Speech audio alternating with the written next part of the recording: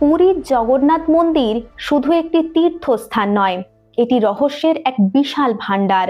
আজ আমরা জানব এমন এক পাথরের কথা যার নাম শুনলে কেঁপে ওঠে মৃত্যুর দেবতা, যমশিলা। আজ আরও একটি অজানা তথ্য দেব আজকে আপনাদেরকে। আর তার আগে ভিডিওটি যারা যারা দেখছেন কমেন্ট বক্সে একবার জয় জগন্নাথ লিখে যাবেন। কথিত আছে পুরীর জগন্নাথ মন্দিরের ভেতরে এমন একটি পবিত্র পাথর রয়েছে যাকে বলা হয় যমশিলা।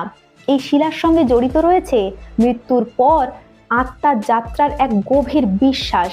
হিন্দু ধর্মমতে যারা মারা যান তাদের আত্মা যমদূতের মুখোমুখি হতে হয়, কিন্তু যিনি জীবনে একবারও ভগবান জগন্নাথ দেবের দর্শন পেয়েছেন এবং এই যমশিলার উপর পা রেখেছেন তাকে তার আত্মার যমের ভয় থাকে না।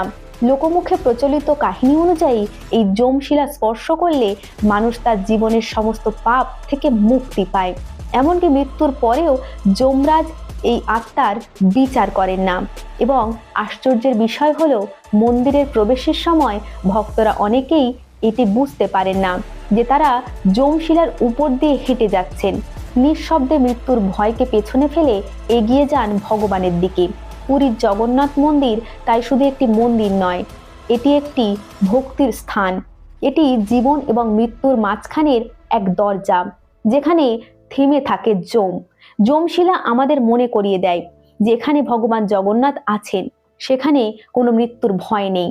আপনি কি কখনো পুরীর জগন্নাথ মন্দিরে গেছেন? এইরকম রহস্য নিয়ে আপনার মতামত কি কমেন্টে জানান। এরকম ভিডিও দেখতে হলে আমাদের চ্যানেলটি সাবস্ক্রাইব করুন, আমাদের পাশে থাকুন। ধন্যবাদ।